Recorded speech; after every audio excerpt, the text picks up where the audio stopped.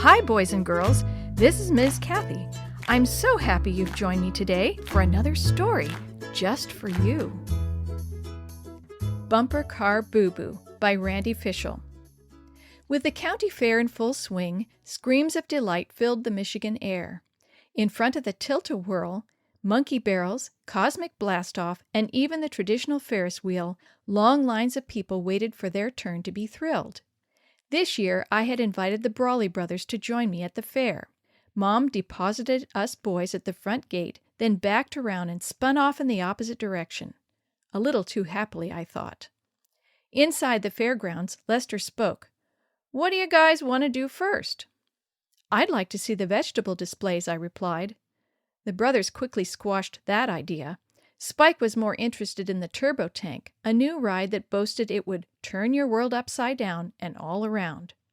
Since I thought I might lose my lunch if I stepped aboard, I didn't join the Brawleys in the tank, though I vowed to support them from the sidelines.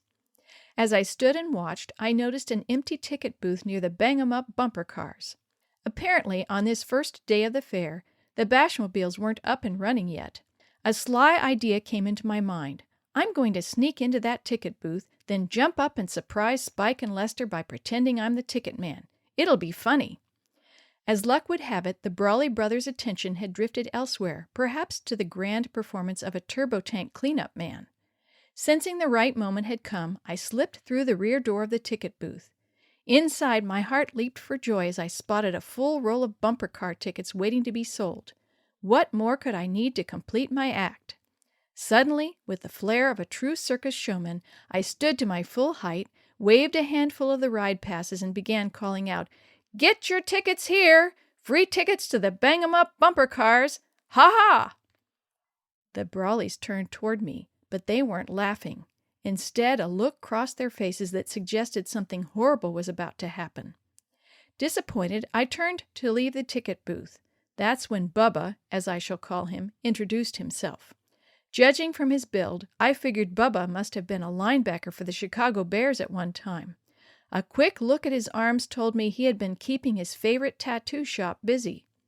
Suddenly, I felt as though I were walking on air. As Bubba lifted me skyward by my shirt front, I noted that the ride operator's well-tanned arm muscles resembled greased rocks. This would not be good news should things take a turn for the uglier. Just then I remembered an important fact. We had Bubba outnumbered. Spike and Lester Brawley were with me. "Look at those muscles," Spike said, his mouth hanging open as he stared at Bubba's arms. "Like greased rocks," Lester confirmed. Right then I knew I was in deep trouble.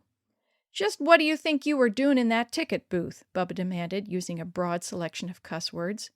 I looked down at him from my lofty perch. "Well, I was just fooling."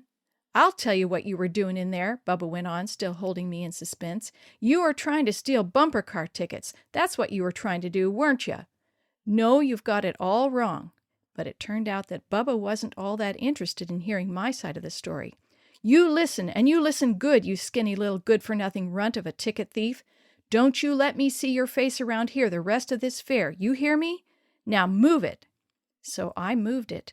No bumper cars this year. Okay, I probably made a poor choice by goofing off in the ticket booth that day. But if only Bubba had given serious ear to my story, maybe things would have turned out differently.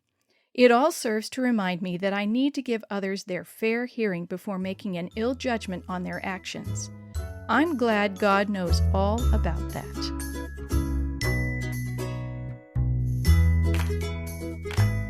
The story you have heard today is from God's Greatest Stories, written by various authors and compiled by Randy Fishell, and used with permission from the Pacific Press Publishing Association.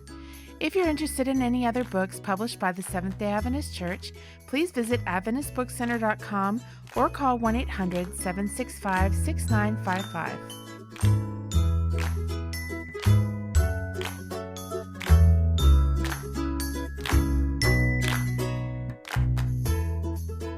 This podcast is a production of the Carolina Conference of the Seventh-day Adventist Church.